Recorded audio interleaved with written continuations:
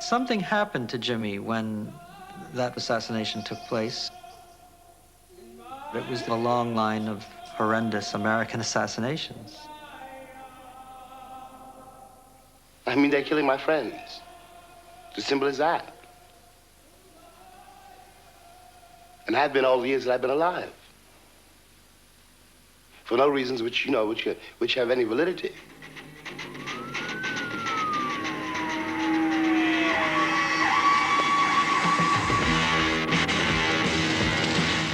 By the time we got to the mid-60s, by the time things started to explode, a lot of criticism of Baldwin came.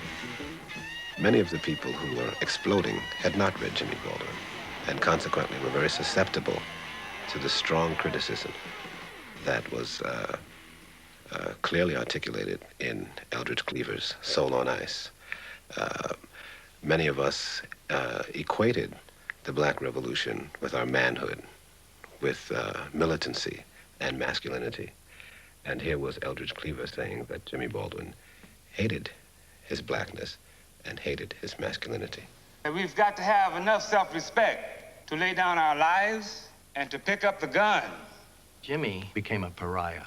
Cleaver was representative of a raging and quite logical hatred on the part of blacks for whites. There are days, this is one of them, when you wonder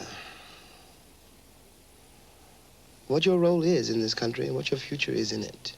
Jimmy was split by a desire for love and of communion on the one hand, and on the other by a kind of understanding that as long as the system existed as it did in this country, there could be no such getting together.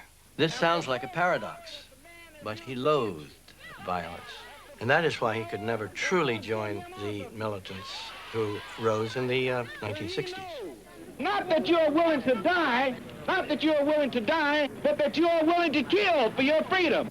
It is not a romantic matter. It is the unutterable truth. All men are brothers. That's the bottom line. If you can't take it from there, you can't take it at all.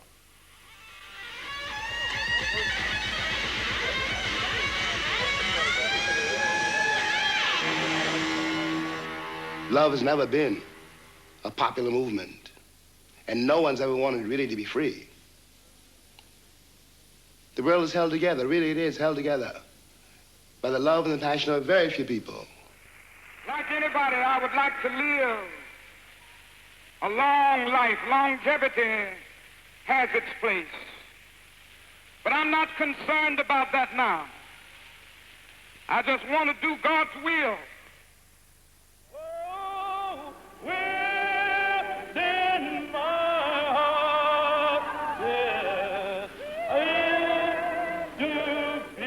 Here is a letter Jimmy is writing from New York, dated 12th of April, 1968. Dear brother, between 2 and 3 weeks ago, I had to fly from Hollywood to New York to do a benefit with Martin at Carnegie Hall. I did not have a suit and had one fitted for me that afternoon.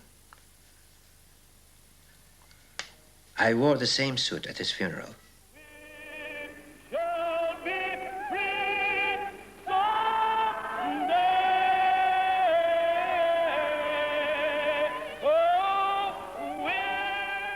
What can I say to you, my dear? Medgar, Malcolm, Martin, murdered. I really cannot talk. And yet I must. Pray to those gods who are not Western, who are not Christian, for our lives, for your brother's life. I can't write any more now.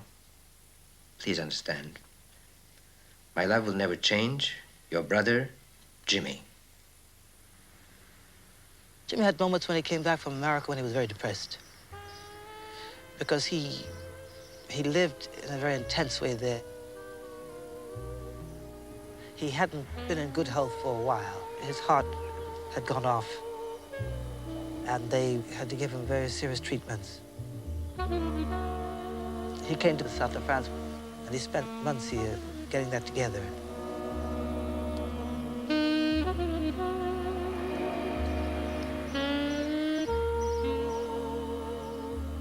And one day he said, look, I'm going to buy this house. He said that if it hadn't been for this place, he wouldn't be alive. This village, in a way, in a big way, saved his life, you know. They looked after him. They protected him in a way in which he couldn't be protected in America, let's say. He finally had found a place where he could work. You know, he found a place where he could sit and felt as comfortable in a home. Because to live that long, it takes you that long just to land. You find yourself moving around the world. You're riding on planes, you're riding in apartments, you're riding here and you're riding there, and then finally you find a place where you can come and write and live and have friends, you know. Jimmy came here to my house a great deal for lunch and for dinner sometimes, and I went to his house for dinner. His birthday party was always a great event for the entire south of France, it seemed. And we often had lunch at the Colombe d'Or, which is like a family place for Jimmy. He'd sit there for hours, not just with me, but with all of his friends. Simone Signoret and her husband Yves Montand, and Nina Simone and Miles Davis, whoever was passing through. He loved long philosophical discussions. We talked about the churches a lot in Harlem, and the music in the churches. And sometimes we'd be full of red wine and sit down at the piano, and I'd knock out those songs, and David and Jimmy and I, and Bernard, would sing Hide Me in Thy Bosom, or Have a Little Talk with Jesus, you see. And we'll tell all about our trouble. Hear our favorite cry. Our favorite cry. Is it feeble or favorite? It's feeble, you're right. Hear our feeble cry. Answer by and by. Feel the prayer we'll turn in. Feel the fire burning. Just a talk with Jesus makes it right. What else now? Oh my goodness, let's see. There was one you were thinking. You went way back. You and Jimmy went way back. I like that. I'm singing in my soul, I'm singing in my soul, when those trumpets roll. I sing from morn to night, it makes me feel right. I'm singing a song, Oh, I like that one. I'm not really in America a private person. No, I'm a public person. A public person cannot write. Writers always had to find, I'm not the only case, not even the most spectacular. You have to find a way to do your work. Because if you don't do your work, then you really are useless. You do spend a long time between novels. Why is that? I'm that kind of writer. There's no answer to that. You know, everybody works the way he can work. I must point out, though, too, that I've been working the last few years between assassinations. That doesn't make it any easier either. He was working on If Beale Street Could Talk. And it was the first novel he had written since America, and that bothered him very much. It's a book that stands out from the other books. It's a very bitter book, and I think that's because he'd been disillusioned by what happened in the 60s, by the assassination of Malcolm X, the assassination of Martin Luther King. It was a very desperate period, and sort of like I would call it a post-revolutionary novel, in which all the injustices remain, police brutality, and you almost feel as if the characters in that book are stalked, like animals, like game. I had certainly seen him before that particular afternoon, but he'd been just another cop. After that afternoon, he had red hair and blue eyes. He was somewhere in his 30s. He walked the way John Wayne walks, striding out to clean up the universe, and he believed all that. Like his heroes, he was kind of pin-headed, heavy-gutted, big-assed, and his eyes were as blank as George Washington's eyes. But I was beginning to learn something about the blankness of those eyes.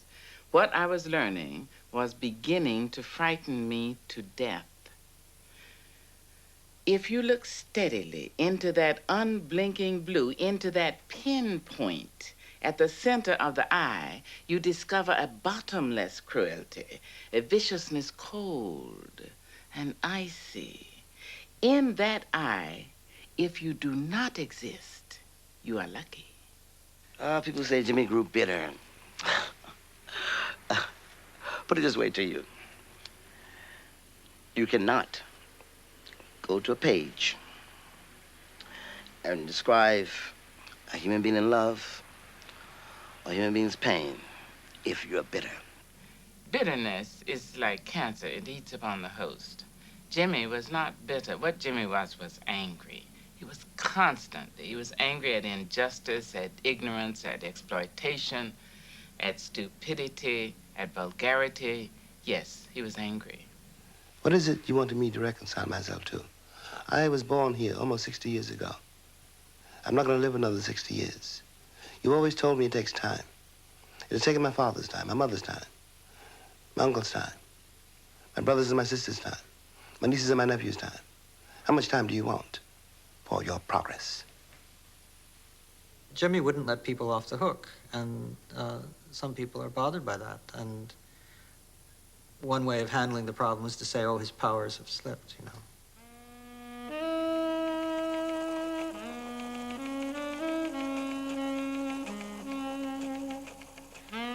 It's too bad that the public has to regard a writer of Jimmy's value and worth and contributions as somebody who was in and out of vogue. I don't think somebody who fought for human rights and dignity the way Jimmy did should be like last year's bow tie or this year's straw hat. What people tend to forget is that Jimmy spent a large part of his later years teaching as well as writing. He lectured all over the country. He taught for several years in Amherst. And this was very important to him. I thought he was a marvelous teacher and very invested and really cared that he was getting through to the students and that there was that connection, that there was a dialogue going on. One of the reasons that I think he decided to teach is that he wanted to be around young people who are getting the basis for their ideas, and he was interested in what they were thinking. Well, I was fortunate. My whole senior year, I got to spend basically on James Baldwin's knee. He would give us assignments, we would do writing, and then we would come in and read to each other. Because Jimmy was so busy, because he was on the road while he was teaching the course, he would always take the class out for drinks afterwards, because this is how he could get to know his students. We hung out and, you know, we laughed, and that's how our friendship started. He liked reading the students' work. He liked budding creativity, really liked being around it.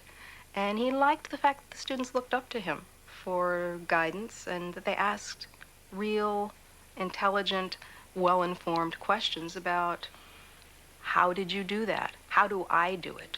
One of my problems going to Mount Holyoke and going to such a staid college was that they always complained that I wrote in Black English, and first they would complain that you're writing in Black English. And then I say, well, I speak Black English, and I speak, you know, and they say, well, okay, if you're gonna write in Black English, you gotta just write in Black English. You can't mix it with regular old American language. And, you know, so those are the kind of battles I was fighting until Jimmy came along. And Jimmy said, write whatever you want to write. And, you know, not only write what you want to write, but this is my experience, too. You know, this is real. I can relate to this. Black people need witnesses in this hostile world which thinks everything is white. Are you still in despair about the world? I never have been in despair about the world. I'm enraged by it. Enraged, all right. But I don't think I'm in despair. I can't afford despair. I can't tell my nephew, my niece, you can't tell the children there's no hope. Most people would agree that Jimmy was a hero in a sense, that Jimmy was an adventurer. Jimmy didn't take the easy way. There were people who would have liked him to go on writing Go Tell It on the Mountain over and over again. But Jimmy didn't like going back to what he had already done. Now, it may be that in any given novel, he wasn't as successful as he was in some other given novel, but that's the game. That's the game of writing novels. It's not an easy game. And the things he attempted in the later works were much more difficult, I think. You know, James Baldwin gave black people an example. I know he inspired me to write. When you see another black person out there writing, when all you've been fed is Milton and Shelley and all these people who were dead 200 years ago, that gets your attention. God knows the handicaps and the hazards that are very, very, very real and, and tremendous. But if we can get beyond the places where we are now something very important may happen in the world. I believe that. He brought that cry into the cocktail parties, as well as the universities, as well as the streets, you know, and I think that all of us, old James Baldwin, those of us who are interested in black liberation, those of us who are interested in human progress, and those of us interested in writing, owe him a great debt. On the 1st of April, Jimmy had an appointment at the Institut Zank, which is a private hospital. And they gave him an examination and found out that it was cancer. He said the doctors had told him it was very, very serious, and he knew it was very, very serious. But he had things to do.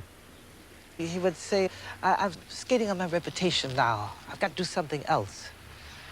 He wanted to finish a play that he was rewriting a play, The Welcome Table, and he wanted to get that done. He knew himself that it wasn't going to be as long as I thought it would be, because he gave up his novel. He read the first 6 pages of his new novel to me, then he gave that up. The last letter I got from him, he wrote on July 4th.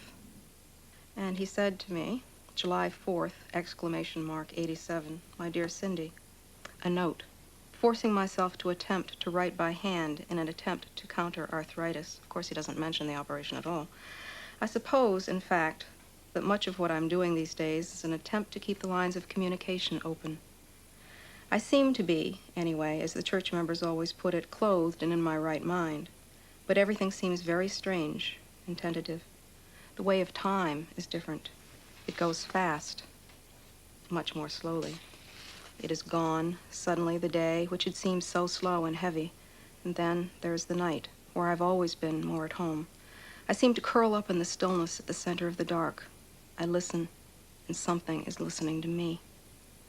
All journeys are extraordinary, but one's got to make many, perhaps, in order to find this out. What a marvelous phrase, to find out. Well, we never mentioned that he was going to die.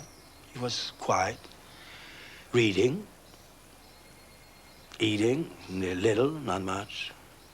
Sweet, as always, very, very nice. No complaint, nothing. The last place he came when he was very sick was here.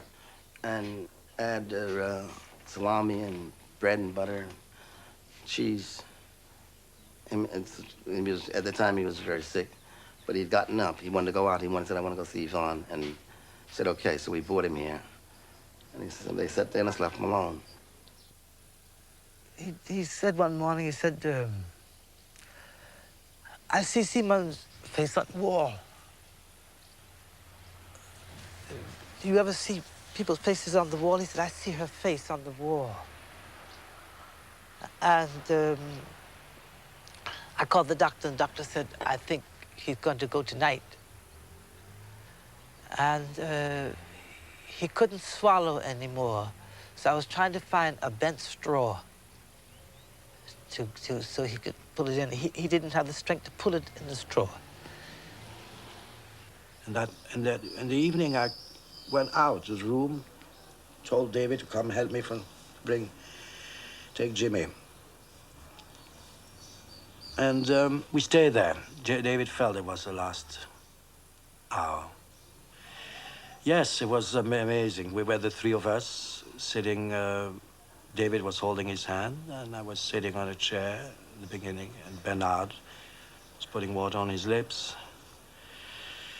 David talked to him. We felt he looked at us. He didn't talk. He looked at us, and I have the feeling we accompanied him, you know, a part of his trip. And Jimmy looked, little by little, looked elsewhere. And as I told you, we accompanied him. Then, personally, I had the feeling at one point I came back to life. He was gone. That was it. Jimmy had gone.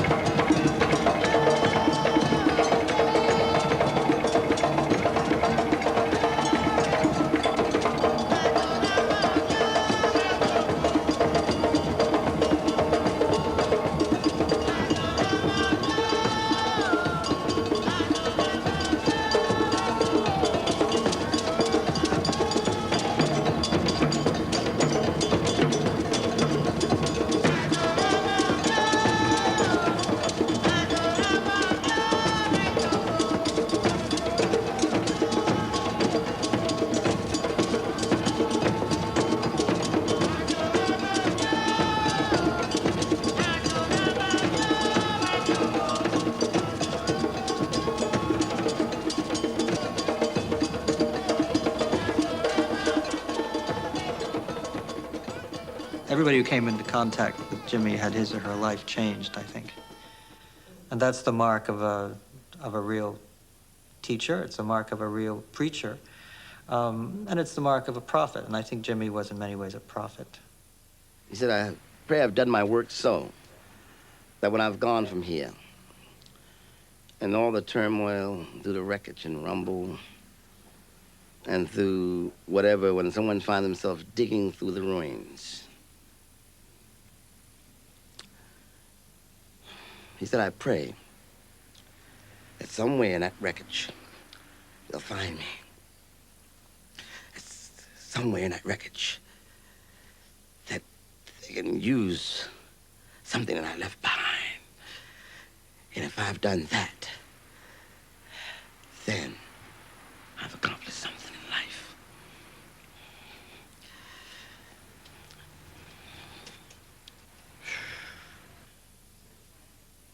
A day will come when you will trust you more than you do now.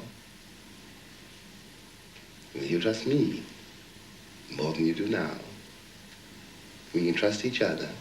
I do believe, I really do believe in the New Jerusalem. I really do believe that we can all become better than we are. I know we can. But the price is enormous, and people are not yet willing to pay it. I don't know, maybe we'd have the honour of Pinochet, who's a torturer. Instead we get someone like Nelson Mandela. I'm honoured to have anything to do with that man, and the Labour Party fought long and hard for his release. Well, what an honour he does us. He loves the Labour Party, because we did stick to it with him, but for him to join our party is a fabulous thing.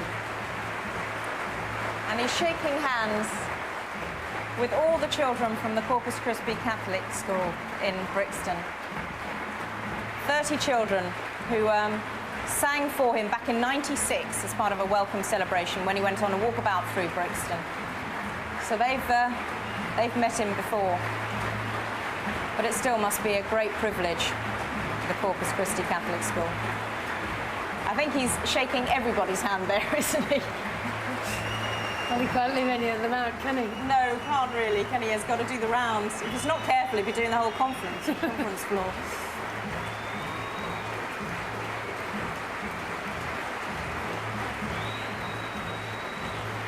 Una King, what sort of message are you expecting him to deliver? What do you want to hear him say in his address? Well, I presume he will be looking at some of the challenges facing South Africa. I'm sure also, although he's a man that looks to the future, he won't be able to help but look to the past and the fact that the Labour Party did fight very hard for his release, and I'm sure he will mention that. And I'm sure he'll talk about the challenges of globalisation, because so many people live in poverty today and he's done so much.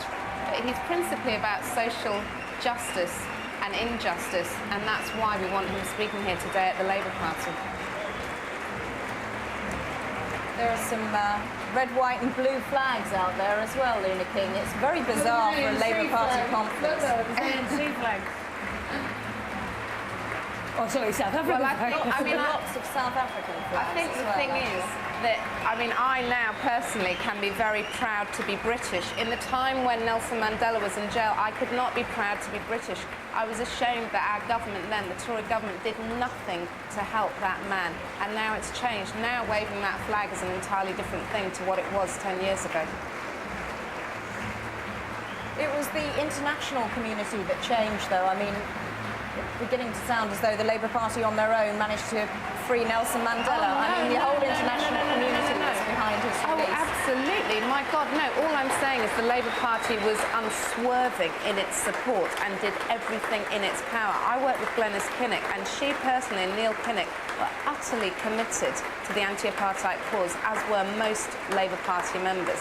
I certainly was a member of the anti-apartheid movement, and so were most Labour Party members.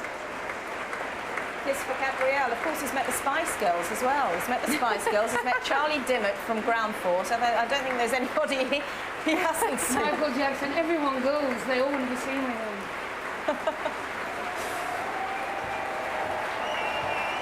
I tell you what, I don't think this conference is going to be able to let him speak, actually, are they? They're certainly not going to be taking their seats very quickly. You know that the thing I hope most is that he inspires people to vote. He spent 27 years in jail for the right to vote, and I think some of us here in this country should recognise that fact. Vote for anyone.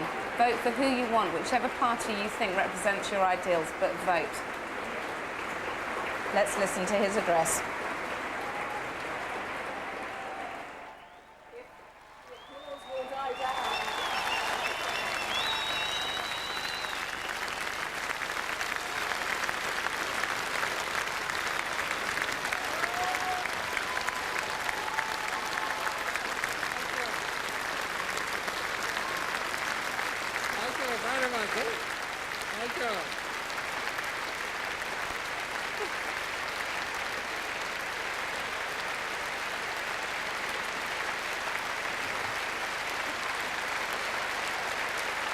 Thank you.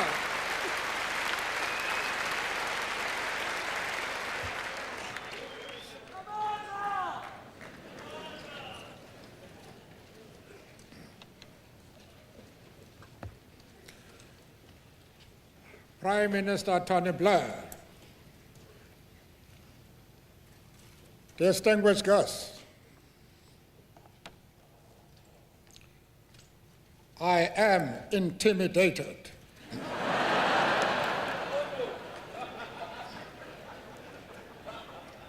Tony, you know as well as I do that the reason why there are so many people here at this moment is purely out of curiosity. They want to see what a pensioner from the colonies looks like.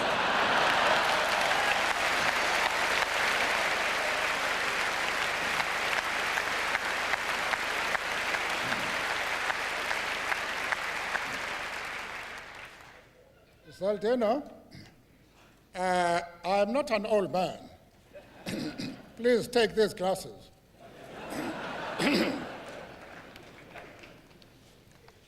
One of the distinguishing features of the anti-apartheid struggle was the very broad support it enjoyed from most political persuasions in almost every country in the world. Apartheid was experienced as such a basic onslaught against human dignity that it demeaned all of us. The political parties in the major Western countries had different approaches in their support for the freedom struggle in South Africa, but none could ever condone racism of apartheid. The universal abhorrence of apartheid contributed significantly to the ultimate victory of freedom, non-racialism, and democracy in our country. One, therefore, has an appreciation for the support received from people all over the world, irrespective of their party political affiliation. There were, however, political parties and organizations in the Western democracies with which the liberation movement developed a particularly strong solidarity relations. These derived from a common approach to such social issues as poverty and the primary concern for the marginalized. These relationships were built and consolidated in joint action and struggle with the solidarity forces in those countries.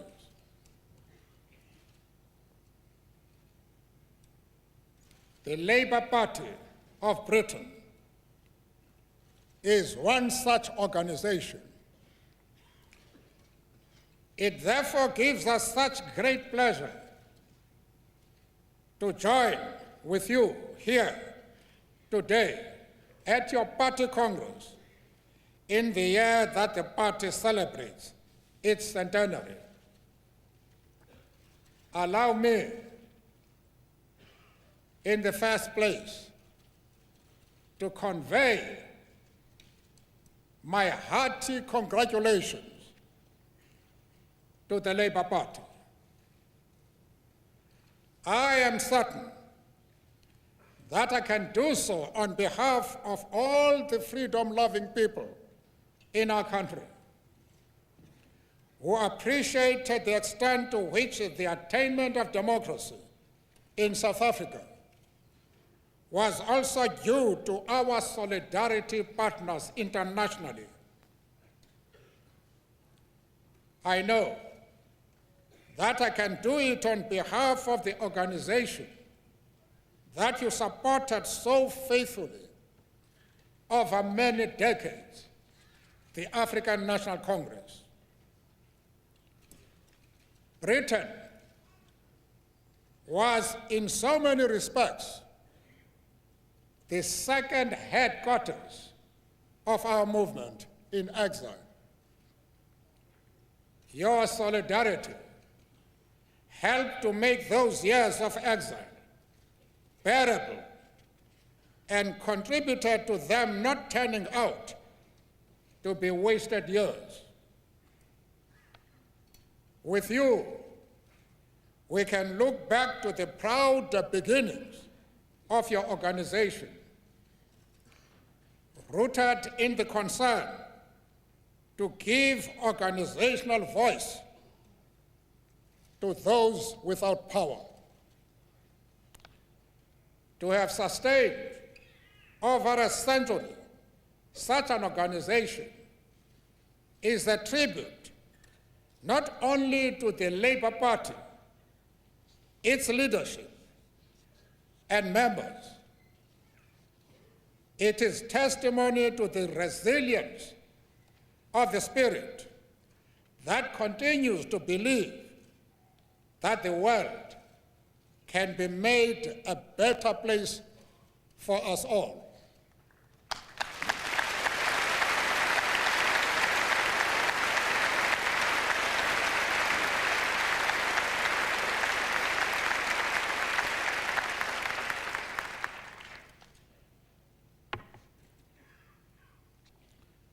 It defies and gives a lie to the pervasive cynicism and loss of hope that characterize so much of political life in the latter part of the last century. The centenary celebrations of such a political organization serves to remind us here at the start of a new millennium of the continued need to persevere in the pursuit of those ideals. The internationalism of which the Labour Party was such a potent part, as we well know, in South Africa, today faces new challenges. At a time when international solidarity was a triumph of the human spirit over the distance, the barriers of distance and isolation.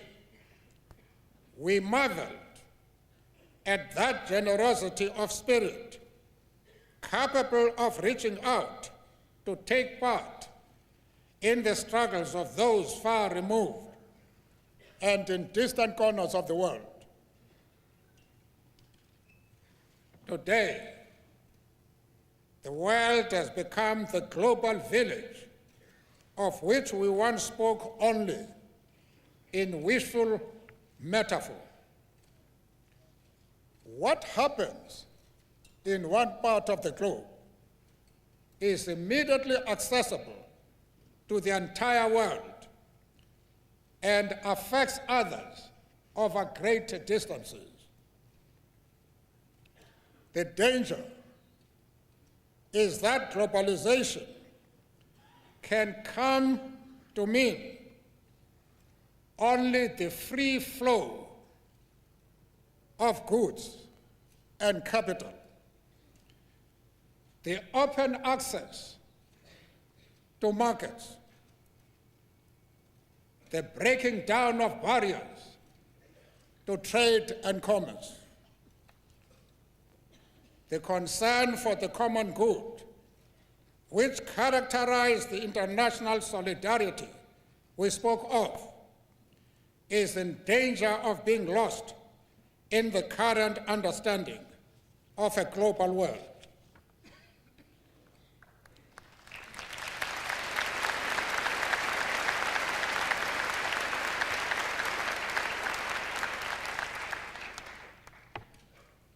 We would argue that the shrinking of the globe through the advances in communications and information technology has made it even more incumbent upon us to become once more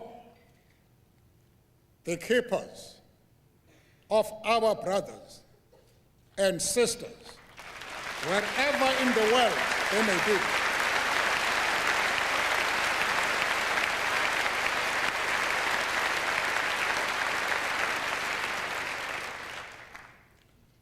This may very well be one of the major political and moral tests of the Labour Party in the 21st century.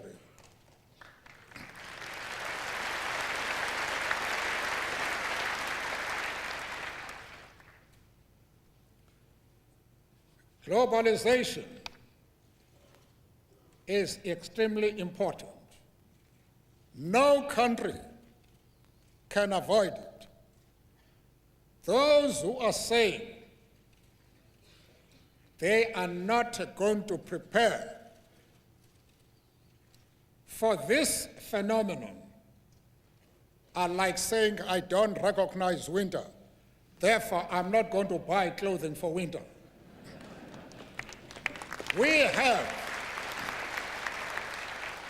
have our reservations about globalization, as I have intended, and we must sharpen and not be afraid to condemn those aspects of globalization which lead to more poverty in the world.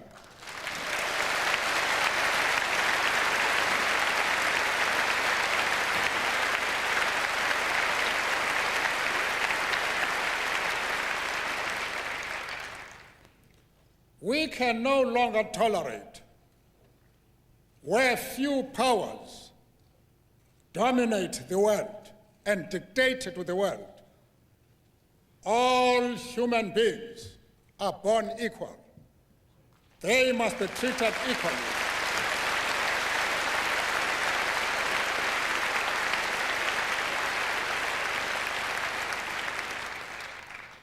But one can have bright expectations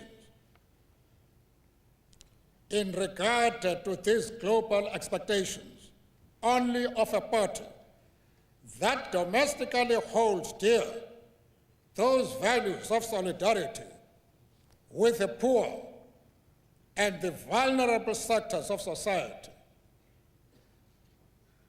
especially women, children, the disabled, the aged, those who suffer from terminal diseases like HIV/AIDS, cancer, and others.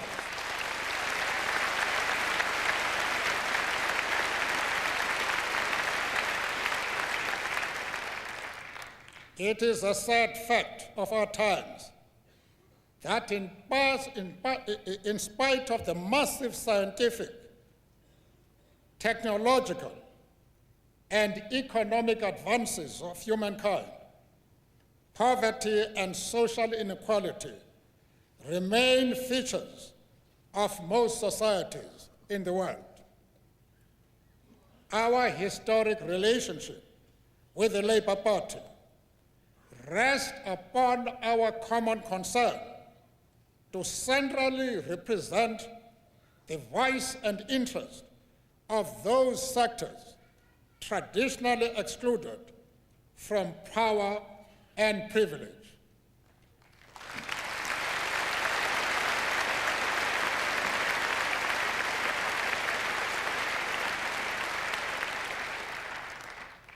In our own country, poverty remains the greatest social problem, and its eradication our greatest political and societal challenge. I told Prime Minister Tony about an hour or so ago that apart from poverty that I've spoken about, we faced a crisis of a dimension which I cannot put in words. In our country, 10 teachers die every month of AIDS. In one university, a student dies every week. And in one of the most prominent universities in the country, more than 25% of the students are HIV positive. And in one of our neighboring countries, 3 cabinet ministers, one of whom was a doctor, have died because of AIDS. We look to our friends to assist us to stave off that crisis. I told the Prime Minister that President Bill Clinton has given me $5 million to use specifically to fight the scourge. Bill Gates gave me $10 million, and my wife $5 million. And the partner of Bill Gates gave each one of us $7.5 million. There are times when I wish I had not got married.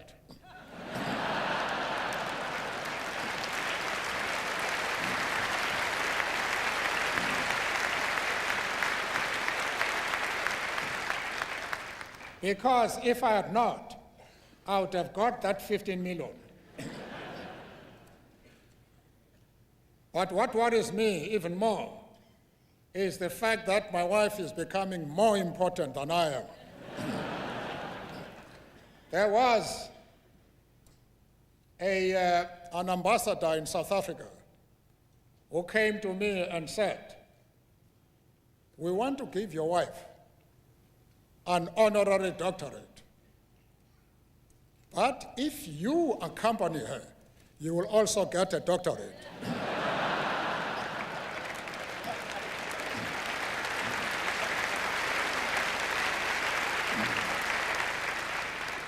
You can see the wretched life I am spending. But please don't tell her that I made this remark. In South Africa, we have achieved a non-racial democracy based on one of the most progressive constitutions anywhere in the world. Our once divided society has come together in an act of national reconciliation that ensures that our political order is stable. We now live out our differences within the framework of our constitutional democracy. The management of our economy is widely acclaimed for the manner in which a sound macroeconomic fundamentals are maintained. The people-centered growth of our economy, with new jobs and increasing prosperity for all our people, has, however, not occurred at the pace and volume we hoped for when we set out on this road of reconstruction and development. The growth of an economy is no longer merely a national matter. Globalization has exactly meant that a nation's best-made plans can go awry due to international factors beyond its control. We have seen that with the financial crisis in the Asian markets, even though our economy withstood that crisis better than most of the emergent economies,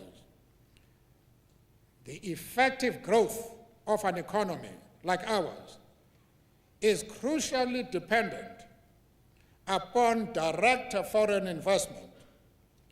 Yet one often witnesses how the political stability, social progressiveness, and sound economic management in the country are ignored when investment decisions are made. As we stood together to oppose apartheid in South Africa, we are today called upon to join forces for growth and development. Democratic South Africa has no pretensions whatsoever to being a mini superpower in our region, on our continent, or in the developing world. We do, however, realize that we have a responsibility to articulate common concerns of those regions when we do act on the international stage. In doing so, we turn once more to our traditional solidarity partners, like the Labour Party, to add their voice to those clamoring and working for a better and more equitable life for all throughout the world.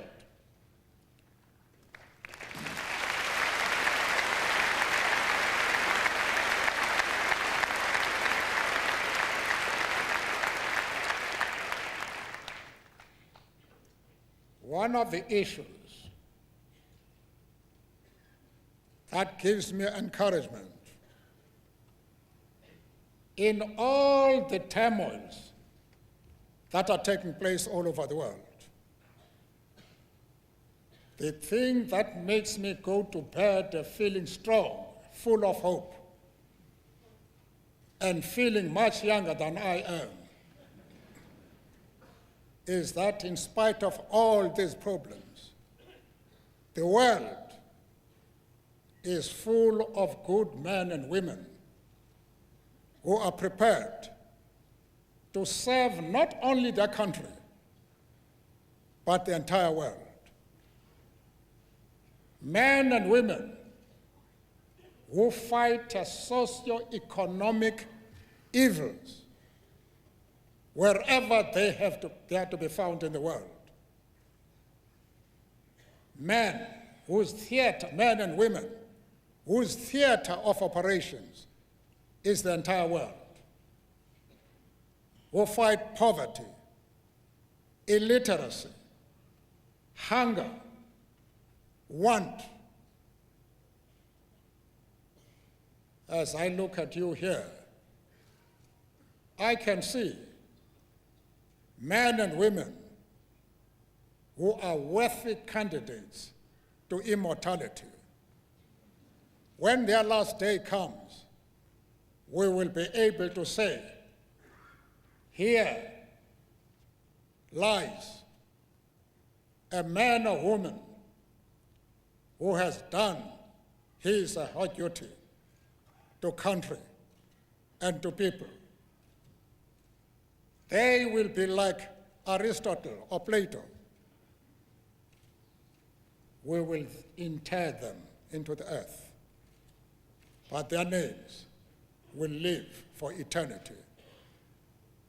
That is how I conceive the Labour Party, because of the way in which it has selected such economic issues like poverty, like hunger,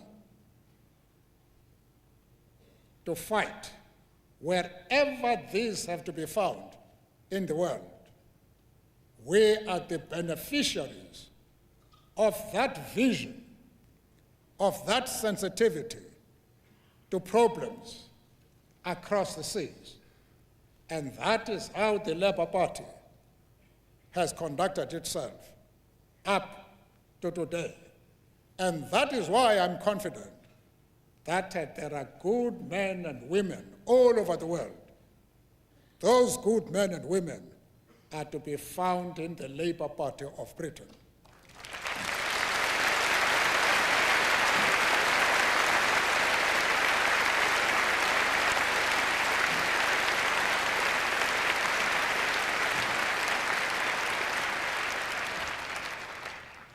I wish you well as you enter the second century of your organizational life. The health of a democracy is ultimately dependent upon the vibrancy of its political parties and the active participation of the citizenry. It is our wish that the human solidarity that has inspired the Labour Party for such a long time will be kept alive in action. May this century be one where the poor and marginalized come into their own and the gross social inequalities of the past at last are eradicated. Turn in, ladies and gentlemen. I may have told you the story in the past, but it's crucial that I should repeat it here. The day before my 75th birthday, my security told me that there was a young lady of about 4 at the gate who wants to see me. I say, let her come in. They say, sir, she's very cheeky. I say, precisely for that reason, let her come in. Indeed, she was quite a lady. I was sitting in my lounge. She did not knock. She did not greet. When she came in, she said, how old are you? I say, well, I can't remember. But I was born long, long ago. She said, 2 years ago? I say, no, much longer than that. Then she said, why did you go to jail? I say, no, I did not go to jail before because I wanted to. I went there, I was sent there by other people. Who sent you there? People who don't like me. She said, how long were you there? I said, man, again, I can't remember. But I was there for a very, very long time. Now she insisted, you must tell me, how long were you there? I say, no, I've already told you that I can't remember. She then said, you are a stupid old man, aren't you?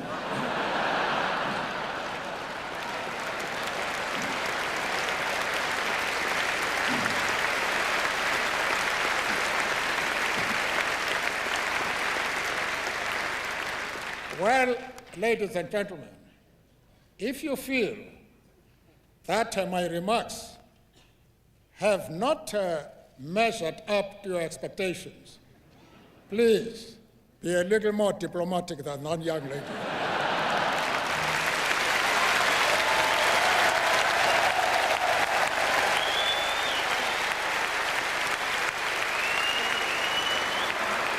Very warm and at times very funny, as we heard their speech by Nelson Mandela. But he did raise some serious concerns in that speech as well, concerns about the West's approach to globalization and more especially AIDS, criticising the West for not doing enough, Claire Short. I don't think he criticised. I think he said... Asked for more money. Well, he said Bill Clinton had offered $5 million, Britain spending £100 million in Africa on HIV. It's very, very serious. 1 in 4 of the people in southern Africa has it. But with proper programmes, amongst young people in Uganda and Zambia, the rate is dropping. We've got to do more, but we are a leading country in contributing. Una King, a standing ovation there. I think they're going to be clapping for a very long time, aren't they? I think so, and I think they should. I think every human being on the planet could learn from his humility and also his leadership. Nick Jones, our political correspondent, it's important to make the point that this was not a party political speech.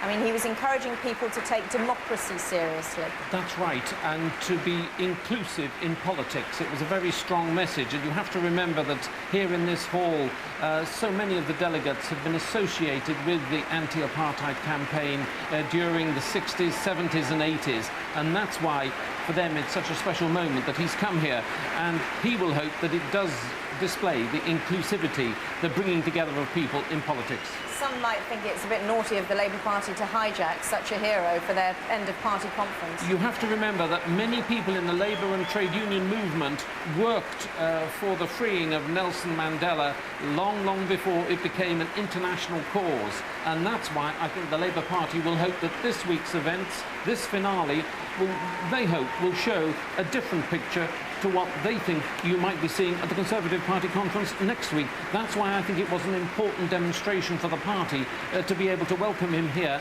and to have this sort of reception. Although the ANC man did, of course, say that he would go to the Tory Party conference if he was invited. Claire Short, a very brief final closing thought from you. He said the challenge for all of us now is the level of poverty and inequality in the world, and it is 1 in 5 of humanity is still in abject poverty. That's the challenge for our generation. More money for him? It's not just money, it's doing it all right so people can work and take forward their own lives. Claire Short, Una King and Nick Jones family, thank you very much, all of you, for joining us. Well, as Nelson Mandela waves to the crowd with Tony Blair, that's it, that's all for today. Next week, our conference roadshow rolls back to Bournemouth for the Conservative